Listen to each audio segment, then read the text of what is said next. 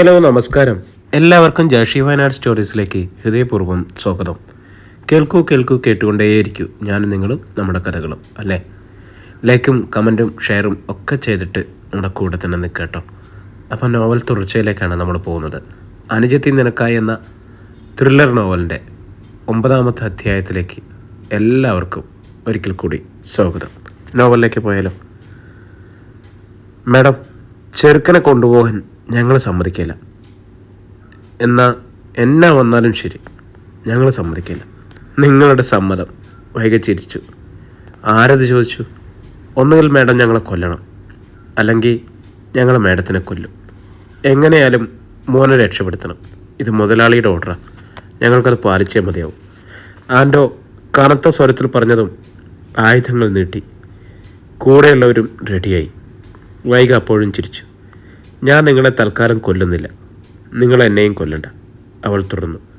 നിങ്ങളുടെ മുതലാളി ജയിക്കട്ടെ. ഞാൻ അയാളുടെ മോനെ കൊണ്ടുപോകുന്നില്ല. പോരെ? ആൻഡോ അമ്പരന്നു. ഷാനു, നീ ഇറങ്ങ്, വൈക പറഞ്ഞു. ഷാനു അമ്പരന്നു പോയി. ആൻഡോയുടെയും കൂട്ടരുടെയും ഞെട്ടിച്ചുളിഞ്ഞു. ആക്രമിക്കാൻ വേണ്ടി ഇത് വൈകയുടെ മറ്റൊരടവാണോ?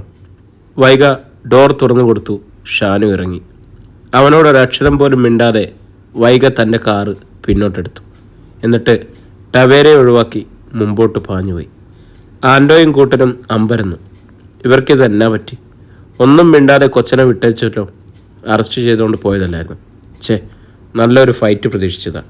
ദേഹം ഒന്നനക്കാന്നും കരുതി. ഒക്കെ പാഴായി. അവർക്ക് നിരാശ. വാ മോനെ. ആൻഡോ ഷാനുവിനെ തൻ്റെ ടവേരയ്ക്കുള്ളിലേക്ക് കയറ്റിയിരുത്തി. എന്നിട്ട് പ്രസാദും പൊത്തനോടനെ വിളിച്ചു. മുതലാളി, കൊച്ചിനെ കിട്ടി. അവളവിടെ? ഞങ്ങൾ 5 പേര് കുറേ പാടുപെട്ടു മുതലാളി.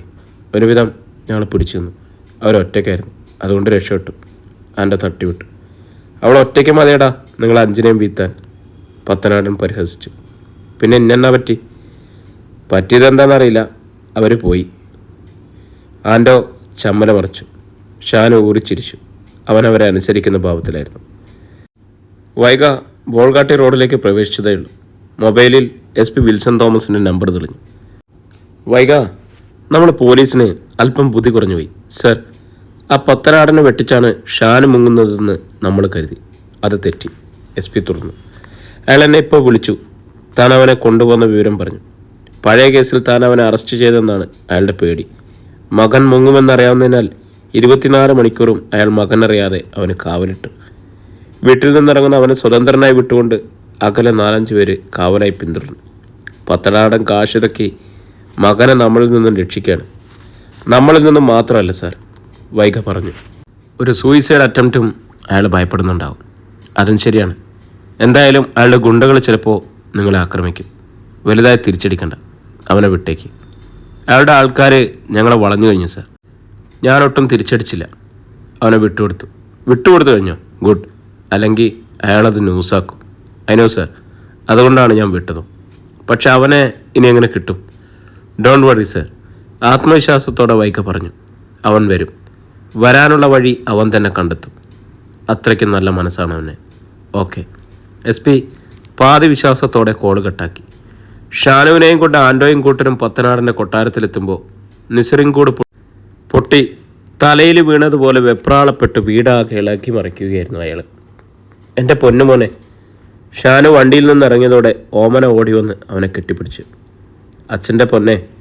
പത്തനാടൻ മകൻ്റെ മുന്നിൽ നിന്ന് കരഞ്ഞു. അച്ഛൻ ആൾക്കാരെ നിൻ്റെ പുറകിൽ വിട്ടില്ലായിരുന്നെങ്കിൽ എൻ്റെ മോൻ്റെ എല്ലൂരിയനെ, ആ പന്നിയുടെ മോള്.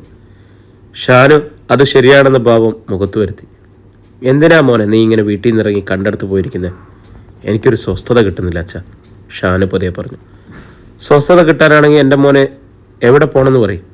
കന്യാകുമാരി പോകണോ, കാശ്മീരിൽ പോകണോ, അതോ ചെന്നൈയിലോ അമേരിക്കയിലോ പോകണോ? അച്ഛൻ വിടാം. അതൊന്നും വേണ്ട അച്ഛൻ. പിന്നെ അച്ഛൻ എന്നാ വേണം പറയടാ. പത്തനാടന് സങ്കടം പെരുത്തു. ഭാരിക്കും പറയാം. ഷാന് തിരിഞ്ഞ് ആൻഡോയും സംഘത്തെയും നോക്കി. ഇവരാദ്യം പിരിച്ചുവിടും. അത് വേണം മോനെ, വേണം, ഷാന് പറഞ്ഞു. ആൻഡോ, നിങ്ങൾ പൊയ്ക്കോ, പത്തനാടൻ മനസ്സോടെ പറഞ്ഞു. അവർ സ്ഥലം വിട്ടു. ഷാനു ഗൂഢമായ ചിരിയോടെ പറഞ്ഞു. എനിക്ക് സ്വസ്ഥതയ്ക്ക് വേണ്ടി കാണേണ്ടത് ഒരു സൈക്കോളജിസ്റ്റിനെയാണെന്ന് വെച്ചാൽ. സൈക്കോളജിസ്റ്റിനെയോ? ഓമൻ അമ്പരന്ന് പത്തനാടന്. അതെ അച്ഛാ, എനിക്കൊരു കൗൺസിലിംഗ് ആവശ്യമാണ്, മനസ്സിനെ ഒന്ന് പിടിച്ചു നിർത്താൻ. സൈക്കോളജിസ്റ്റിനെ കാണുന്നതൊക്കെ വല്ലവരും അറിഞ്ഞാൽ ഓമനയ്ക്ക് ഉത്കണ്ഠയായി.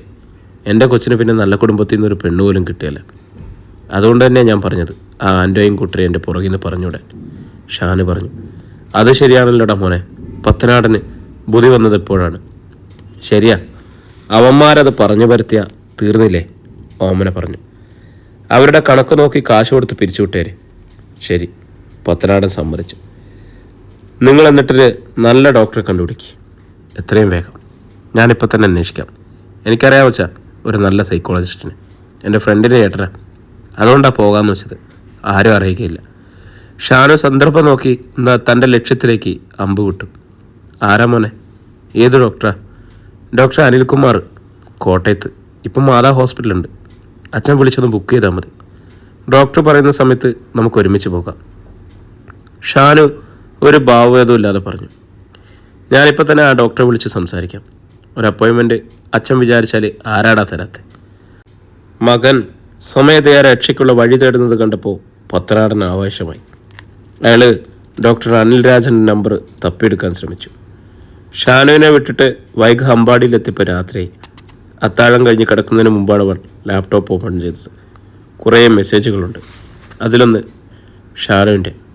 Tomorrow I will meet doctor Anil Raj with my parents 11:30 AM. Shanu സ്വയം വഴി കണ്ടെത്തിയിരിക്കുന്നു. സന്തോഷത്തോടെ വൈക പറഞ്ഞുപോയി. അധ്യായം 14. ഞങ്ങളുടെ കുഞ്ഞിനെ രക്ഷിക്കണേ ഡോക്ടറെ. ഡോക്ടർ അനിൽരാജിൻ്റെ കൺസൾട്ടിംഗ് റൂമിൽ പ്രസാദ പത്തനാടനും ഓമനയും ഇരുന്നു. കൂടെ ഷാനു പ്രസാദും. ഡോക്ടർ അനിൽരാജൻ തൻ്റെ ചുരുണ്ട മുടിയിലൊന്ന് വിരലോടിക്കൊണ്ട് പുഞ്ചിരിയോടെ പ്രസാദ് പത്തനാടനെയും ഓമനയും ശ്രദ്ധിച്ചു. പുതുപ്പണക്കാരൻ്റെ പ്രൗഢി പ്രദർശിപ്പിക്കുന്ന 2 ശരീരങ്ങൾ. ഞങ്ങൾ ഉണ്ടിട്ട് ഉറങ്ങിയിട്ട് ഒരുപാട് നാളായി ഡോക്ടറെ. ഞങ്ങൾക്ക് ഒരേ ഒരു കുഞ്ഞുണ്ട് പോയി. ഷാനുവിൻ്റെ തോളിലൂടെ കൈയിട്ട് പിടിച്ച് വാത്സല്യത്തോടെ പ്രസാദ് പത്തനാടൻ പറഞ്ഞു. ഇവൻ ആഹാരം കഴിക്കാണ്ട് ഉറങ്ങാണ്ട് അലഞ്ഞു നടക്കുക. എൻ്റെ എല്ലാ സമാധാനം പോയി ഡോക്ടർ. എൻ്റെ മോനെ രക്ഷിച്ചു തരണേ ഡോക്ടറെ. ഓമന കൈകൂപ്പി. ഡോക്ടർക്ക് ഞങ്ങൾ എന്നാ വേണേലും തരാം. അനിലാരും ചിരിച്ചു. എന്താണ് മകന് പറ്റിയത്? അതാദ്യം പറയും. എന്നാ പറയാനാ ഡോക്ടറെ? പത്തനാടൻ സങ്കടപ്പെട്ടു. എൻ്റെ മോൻ പഠിക്കാൻ മിടുക്കനായിരുന്നു. സബ്ജക്റ്റിലും എന്നും ഫസ്റ്റാണ്. എൻജിനീയറിംഗ് 1ാമതായി ജയിച്ചു. അപ്പോൾ തന്നെ ജോലിയും കിട്ടി. സോഫ്റ്റ്വെയർ എൻജിനീയറാണ് എൻ്റെ മോൻ. ഇവൻ ജോലിക്ക് പോയിട്ട് വേണ്ട ഡോക്ടറെ ഞങ്ങൾക്ക് കഴിയാൻ, ഓമന പറഞ്ഞു. ഇങ്ങേര് ഒരുപാട് ഉണ്ടാക്കുന്നുണ്ട്. അതിനൊക്കെ ഒറ്റ അവകാശമേ ഉള്ളൂ. എന്നാലും ഇത്രയും പഠിച്ചതല്ലേ, ജോലിക്ക് പോണേ പൊയ്ക്കോട്ടെ എന്ന് കരുതി. അതാ കുരിശായ. കുരിശോ? ജോലിക്ക് പോകുന്നതിനിടയിൽ ഒരു പെണ്ണുമായി കയറി ഇഷ്ടത്തിലായി. അതങ്ങ് മൂത്തുനിന്ന് പറഞ്ഞാൽ മതിയല്ലോ. അതിനെന്താ? ഡോക്ടർ പറഞ്ഞു. ചെറുപ്പക്കാർക്കിടയിൽ ഇതൊക്കെ ഇപ്പോൾ സാധാരണയല്ലേ. പരസ്പരം കണ്ടും അറിഞ്ഞുമൊക്കെ വിവാഹം നടത്തുന്നതാണ് അഭികാമ്യമെന്ന് അവർ കരുതുന്നു. അത് തെറ്റാണെന്ന് ആര് പറഞ്ഞാലും അവർ സമ്മതിക്കില്ല. അതുകൊണ്ട് കൊള്ളാവുന്ന ബന്ധത്തിലാണെങ്കിൽ അത് നടത്തി കൊടുക്കണം. പൊന്നു ഡോക്ടറെ, കൊള്ളാവുന്നതല്ലേലും സാരമില്ല.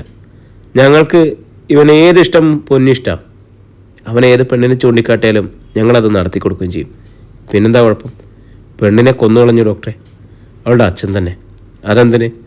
അവൾ ആള് പിഴയായിരുന്നു. എൻ്റെ മോൻ അവളോട് ഫോണിൽ കുറേ സംസാരിച്ചു. അങ്ങ് ഇഷ്ടപ്പെട്ടു. ഇവനത്രയ്ക്ക് പാവാ സാറേ. പെണ്ണിനെ തൊട്ടിട്ട് പോലുമില്ല. പക്ഷെങ്കിൽ അവൾ പല മറ്റേ പണിക്കും പോയി ഇതേ ഗർഭിണിയായി. അതറിഞ്ഞപ്പോൾ തന്ത കൊന്ന് പുഴയെ കല്ല് കെട്ടിത്താത്തി. ഡോക്ടർ കേട്ടാണ്. ഇപ്പോൾ പോലീസ് അന്വേഷിക്കുന്ന കേസാണ്. മിത്ര എന്നാ പെണ്ണിൻ്റെ പേര്. ഓ, മിത്ര ഡോക്ടർ സത്യദാസിൻ്റെ മകള്? ഡോക്ടർ അനിൽരാജൻ ചോദിച്ചു. അതെ. അങ്ങേര് ആ കേസിൽ ഇപ്പോഴും ജയിലില്ല. അത് ശരിയാ. പിഴച്ചു നടന്ന പെണ്ണിനെ അവളെ ചത്തിട്ടും എൻ്റെ മോന് മറക്കാൻ മേല. അതാണ് ഡോക്ടർ കാര്യം. ശരി, ഇനി എനിക്ക് സംസാരിക്കേണ്ടത് നിങ്ങളുടെ മകനോടാണ്, ഡോക്ടർ പറഞ്ഞു. ശരി, സംസാരിച്ചോ. പത്തനാടൻ മകൻ്റെ തോളത്തു നിന്നും കൈയെടുത്തു. നിങ്ങൾ പുറത്തിരിക്കണം. എനിക്ക് സംസാരിക്കേണ്ടത് ഒറ്റയ്ക്കാണ്, ഡോക്ടർ പറഞ്ഞു. പത്തനാടൻ്റെ മുഖത്ത് ഒരു അരുതായ്മയുണ്ടായി. ഒന്നും ഭയപ്പെടണ്ട, അനിൽരാജൻ ചിരിച്ചു. നിങ്ങളുടെ മകൻ മിടുക്കനാവും. അവന് പ്രത്യേകിച്ച് അസുഖമൊന്നുമില്ല. നേരാണോ ഡോക്ടർ? പത്തനാടന് സന്തോഷമായി. എന്താ സംശയം? ഡോക്ടർ തുറന്നു. സാധാരണ ഇങ്ങനെയുള്ള പയ്യന്മാരെ രക്ഷപ്പെടുത്താനായി അവരറിയാതെയാണ് പേരൻസ് വരിക. എന്നിട്ട് വിവരങ്ങൾ വിശദീകരിച്ച് പറയും. പിന്നെ ഡോക്ടറുടെ അടുത്തേക്കാണെന്ന് പറയാതെ മക്കളെ കൊണ്ടുവരും. ഇവിടെ ഡോക്ടറെ കാണണമെന്ന് ആവശ്യപ്പെട്ടത് തന്നെ നിങ്ങളുടെ മകനാണ്. അതെ, അതിനർത്ഥം അവന് മനസ്സിന് അസുഖമൊന്നുമില്ലെന്നാണ്. ഓക്കെ സാറേ, സാറിനെ ദൈവം രക്ഷിക്കും. പത്തനാടനും ഓമനയും ഒരുമിച്ച് പറഞ്ഞു. ഒറ്റ മകനോടുള്ള അമിത സ്നേഹമാണ് രണ്ടാൾക്കും. ഡോക്ടർ അത് മനസ്സിലാക്കിയിട്ട് പറഞ്ഞു, മകൻ പേഷ്യൻ്റ് അല്ലെന്ന് ഞാൻ പറഞ്ഞെങ്കിലും അയാൾക്ക് ചെറിയൊരു ട്രീറ്റ്മെൻറ്റ് വേണ്ടി വരും. മരുന്നുകൊണ്ടല്ല, മനസ്സുകൊണ്ട്. അതിനുവേണ്ടി എനിക്ക് പലതും ചോദിക്കേണ്ടി വരും. അത് നിങ്ങളുടെ സാന്നിധ്യത്തിൽ ശരിയാവില്ല. അതാണ്. ഞങ്ങൾ വെളിയിലിരുന്നോളാം ഡോക്ടറെ. പത്തനാടനും ഭാര്യയും എഴുന്നേറ്റു. അവർ പുറത്തേക്കിറങ്ങി വാതിലടച്ചു. ഷാനു. വാതിലടഞ്ഞതോടെ അതുവരെ നിശബ്ദനായി ഒറ്റപ്പെട്ടതുപോലെയായിരുന്ന ഷാനുവിനെ നോക്കി ഡോക്ടർ പുഞ്ചിരിച്ചു. അവൻ്റെ ഭംഗിയുള്ള മുഖവും മിഴികളും മുഖത്തെ നിഷ്കളങ്കതയും ശ്രദ്ധിച്ചു. പുതുപ്പണക്കാരൻ്റെ മകന് വേണ്ടുന്ന ജാടയൊന്നുമില്ല. വൈഗ മാഡം എല്ലാം പറഞ്ഞിട്ടില്ലേ? ഉവ്, ഷാനു ബന്ധുവായി പറഞ്ഞു. നമ്മളെ ഏറ്റെടുക്കുന്ന ഒരു കൂട്ടുത്തരവാദിത്തമാണ്.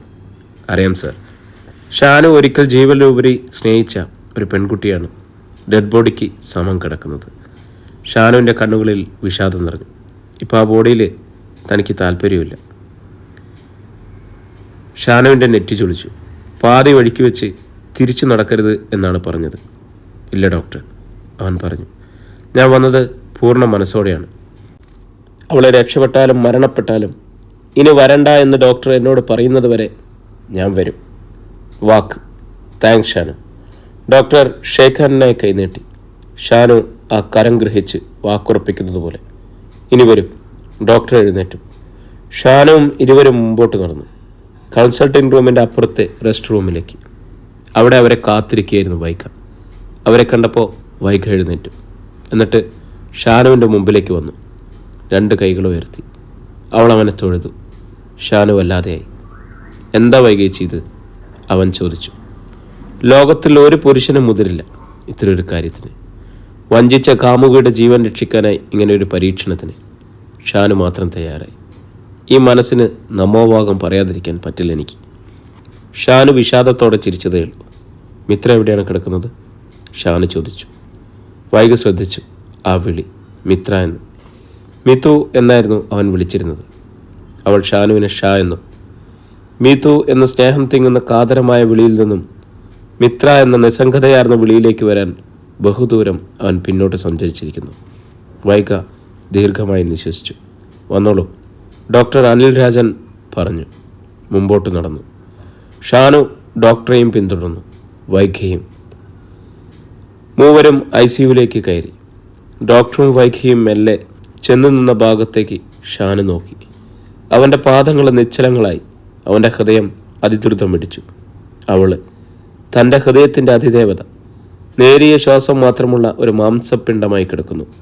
അവളുടെ നെഞ്ചിലൂടെയും തലയിലൂടെയുമൊക്കെ ഒരുപാട് വയറുകൾ കമ്പ്യൂട്ടറിൽ ഘടിപ്പിച്ചിരിക്കുന്നു. കമ്പ്യൂട്ടറിൻ്റെ വെളിച്ച രേഖകൾ ചെറുതായി ചലിക്കുന്നുണ്ട്. ഷാനു വരൂ. പിന്നോക്കം നിൽക്കുന്ന ഷാനുവിനെ ഡോക്ടർ വിളിച്ചു. ഷാനുവിൻ്റെ പാദം മെല്ലെ മുമ്പോട്ട് നീങ്ങി. അവൾക്കരികിലെത്തി. അവൻ്റെ മിഴികൾക്ക് മുമ്പിൽ മിത്രയുടെ രൂപം നിറഞ്ഞു നിന്നു. സ്വർണ്ണ നിറമാർന്ന ഉടലിനിപ്പോൾ ആകെയൊരു കരുവാളിപ്പ്. ഈശ്വര, ഈ മുഖം ഒരിക്കൽ കൂടി കണ്ടല്ലോ. ഷാനു, ഡോക്ടർ മെല്ലെ വിളിച്ചു. താൻ ഈ കുട്ടിയൊന്ന് വിളിക്കും. ഷാനുവിൻ്റെ നാവിൽ വിളി വരുന്നില്ല. വിളിച്ചു നോക്കണോ? ഡോക്ടർ ആവർത്തിച്ചു. മിത്ര. ഷാനു തീരെ പതിയെ വിളിച്ചു. അല്പം കൂടി അടുത്ത് നിന്ന് വിളിച്ചു നോക്ക്. ഷാനു അവൾ കിടക്കുന്ന ബെഡിനോട് ചേർന്ന് നിന്നു. എന്നിട്ട് വിളിച്ചു. മിത്ര. മോണിറ്ററിലെ വെളിച്ചരേഖയ്ക്ക് ഒരു മാറ്റമില്ല. ഷാനു, നീ അവളെ വിളിക്കുന്നത് മിത്ര എന്നല്ലല്ലോ. വൈഗ പറഞ്ഞു. പിന്നെ എങ്ങനെയാണ് വിളിക്കുന്നത്? ഡോക്ടർ ചോദിച്ചു. അത് മീതു, ഷാനു പറഞ്ഞു. ആ പേര് തന്നെ വിളിക്കണം ഷാനു. തൻ്റെ ശബ്ദം അവൾ തിരിച്ചറിയണമെങ്കിൽ വിളിപ്പേര് തന്നെ അവളുടെ ഹൃദയത്തിലും തലച്ചോറിലൊക്കെ പ്രതിധ്വനിക്കണ്ടേ? ഡോക്ടർ സൗമ്യമായി അവനോട് പറഞ്ഞു, ബോധ്യപ്പെടുത്തി. മീതു. ഷാനു ആ പേര് തന്നെ വിളിച്ചു. വീണ്ടും വീണ്ടും. ഒരു മാറ്റമില്ല. ഇനി മതി, ഡോക്ടർ പറഞ്ഞു. പോകാം. വൈകിയുടെ മുഖത്ത് നിരാശ വന്നു. അവർക്കൊപ്പം റൂമിൽ നിന്നും പുറത്തേക്കിറങ്ങുമ്പോൾ ഷാനുവിൻ്റെ പാദങ്ങൾ അറിയാതെ നിന്നു. അവൻ തിരിഞ്ഞു നോക്കി. അവൾ മീതു അനക്കമറ്റി കിടക്കുന്നു. എത്ര തവണ തന്നെ കാണാനായി മാത്രം ഓടി വന്നവൾ. എത്രയേറെ അവൾ തന്നോട് സംസാരിച്ചിരിക്കുന്നു. ഇനി എന്തെങ്കിലും പറയുമോ? ഷാന് 2-3 തവണ കൂടി വരേണ്ടി വരും. പറ്റുമോ? ഡോക്ടർ അനിൽ രാജൻ ഷാനുവിൻ്റെ നേർക്ക് തിരിഞ്ഞു. ഞാൻ വരാം ഡോക്ടർ. ഷാനു സമ്മതിച്ചു. ഡോക്ടർ അവനെയും കൂട്ടി തൻ്റെ കൺസൾട്ടിംഗ് റൂമിലേക്ക് തിരിച്ചു വന്നു. വെളിയിലെപ്പോഴും കാത്തിരിക്കുകയായിരുന്നു പ്രസാദ് പത്തനാടനും ഓമനയും. ഡോക്ടർ അവരെ അകത്തേക്ക് വിളിച്ചു. ഞാൻ ഷാനുവിനോട് വളരെയേറെ സംസാരിച്ചു, ഡോക്ടർ പറഞ്ഞു. എന്നിട്ടോ ഡോക്ടറെ? ഓമന ചോദിച്ചു. ഒന്നും ഭയപ്പെടാനില്ല, എല്ലാം ശരിയാവും, ഡോക്ടർ തുറന്നു. പക്ഷേ എനിക്ക് കുറച്ചുകൂടി സംസാരിക്കാണ്ട്. ഒരു 3-4 തവണ കൂടി വരേണ്ടി വരും. എന്താ പറ്റുമോ? എന്താ പറ്റാതെ? പ്രസാദ് പത്തനാടൻ ഉത്സാഹത്തോടെ പറഞ്ഞു. അവനെ ഞങ്ങൾ കൊണ്ടുവന്നോളാം ഡോക്ടറെ. എപ്പോൾ വേണമെന്ന് ഡോക്ടർ പറഞ്ഞാൽ മതി. ഞങ്ങൾ അവനെയും കൊണ്ട് അപ്പോൾ തന്നെ ഇവിടെയുണ്ട്. അത് മതി. ഡോക്ടർ ഷാനുവിൻ്റെ നേർക്ക് തിരിഞ്ഞു. എന്താ ഷാനു, ഞാൻ വിളിക്കുമ്പോഴൊക്കെ വരാൻ പറ്റില്ലേ? ഒരു കണ്ണിറുക്കിയാണ് ചോദ്യം. വന്നോളാം ഡോക്ടർ. ഷാനു പുഞ്ചിരിച്ചു. ഡോക്ടറോട് യാത്ര പറഞ്ഞിറങ്ങുമ്പോഴും അവൻ്റെ കൺമുമ്പിൽ അവളായിരുന്നു. ICUവിൽ ജഡം പോലെ കിടക്കുന്ന മീത്തു. ഡോക്ടർ തിരികെ വൈകിയിരിക്കുന്ന റൂമിലേക്ക് ചെന്നു. ജനാലയിലൂടെ വെറുതെ ഹോസ്പിറ്റലിലെ താഴത്തെ കാഴ്ചകളിലേക്ക് നോക്കുകയായിരുന്നു അവൾ. ഷാനുവിനെ ഇനിയും കൊണ്ടുവരണം ഡോക്ടർ, അവൾ ഹതാശയായി ചോദിച്ചു. കൊണ്ടുവരണം, വന്നേ പറ്റൂ.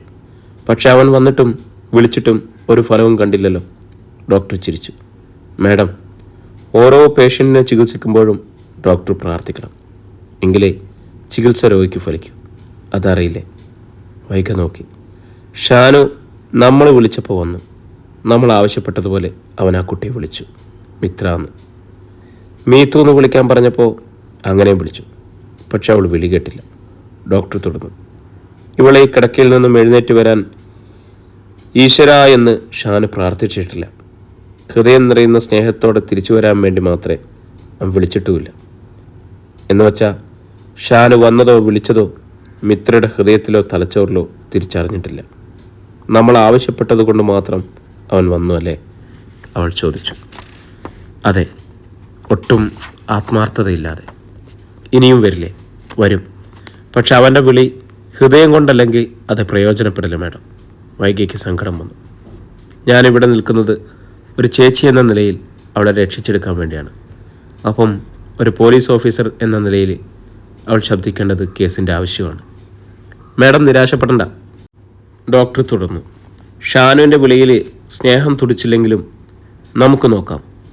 മിത്രയുടെ ഹൃദയത്തിൽ അവൻ്റെ ശബ്ദം എപ്പോഴെങ്കിലും പ്രതിധ്വനിച്ച് കിട്ടിയാലോ? വൈക നിരാശയോടെ തന്നെ നിന്നു. ഞാൻ ശുഭാപ്തി വിശ്വാസക്കാരനാണ് മാഡം. പോസിറ്റീവ് റിസൾട്ട് കിട്ടുമെന്ന് തന്നെയാണ് ഞാൻ എപ്പോഴും പറയും. ഞാൻ ഏറ്റെടുത്ത എല്ലാ കേസുകളും ഇതിനോടകം തെളിയിക്കാൻ എനിക്ക് കഴിഞ്ഞിട്ടുണ്ട്, ഇതൊഴിച്ച്, വൈക പറഞ്ഞു. വൈനോട്ട്, ഇതും തെളിയും.